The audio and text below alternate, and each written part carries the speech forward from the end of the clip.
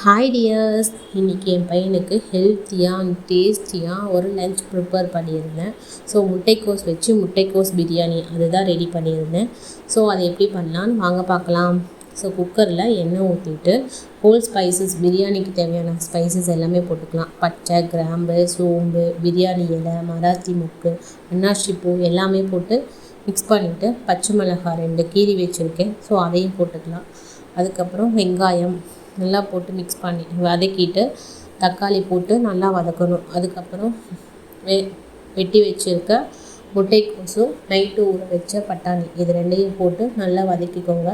So வதங்கின பிறகு biryani masala powder இருக்குல்ல, ஸோ அது 2 ஸ்பூனு, மஞ்சத்தூள் 1/2 டீஸ்பூனு, மிளகாத்தூள் 1 டீஸ்பூனு எல்லாம் போட்டு நல்லா வதக்கிட்டு தேவையான அளவு உப்பு போட்டு நல்லா வதங்கணும். ஸோ எந்த அளவுக்கு முட்டைக்கோஸ் வதங்குதோ அந்த அளவுக்கு பிரியாணி டேஸ்ட்டாக இருக்கும். ஸோ இது நான் குழந்தைக்கு பண்ணுறதுனால நான் எக்ஸ்ட்ரா ஸ்பைசஸ் எல்லாம் எதுவும் சேர்க்கலை.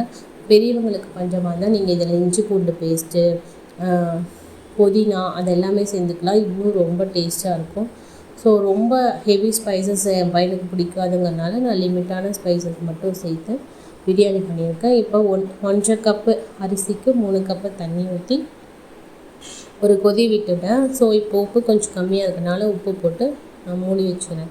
மேலே கருவேப்பிலை மட்டும் லைட்டாக தூவிட்டு நீங்கள் இந்த ஸ்டேஜில் புதினா, மல்லி இலை அது கூட தூவிக்கலாம். என்கிட்ட இல்லை, அதனால் நான் போடலை. ஸோ 2 விசில் வந்துடுச்சு. 2 விசில் வந்ததுக்கப்புறம் நீங்கள் எடுத்து ஓப்பன் பண்ணி பார்த்தீங்கன்னா டேஸ்டியாக இருக்கும், சூப்பராக இருக்கும். குழந்தைங்க விரும்பி சாப்பிடுவாங்க. கண்டிப்பாக இதை நீங்கள் ட்ரை பண்ணி பாருங்கள். ஸோ என் பையனுக்கு இதோட ரைத்தா, அவனுக்கு தயிர்னால் அவ்வளோ இஷ்டம், அதனால் ரைத்தா வச்சுட்டேன். இன்னொன்று சைடிஷ்க்கு ஒரு முட்டை வேக வச்சுருக்கேன். ஸோ அவன் கண்டிப்பாக ஃபுல்லாக சாப்பிட்டுடுவான். கண்டிப்பாக இதை நீங்களும் உங்கள் குழந்தைக்கு ட்ரை பண்ணி பாருங்கள். ஸோ பிடிச்சிருந்தா என் சேனலை சப்ஸ்கிரைப் பண்ணுங்கள். தேங்க்யூ.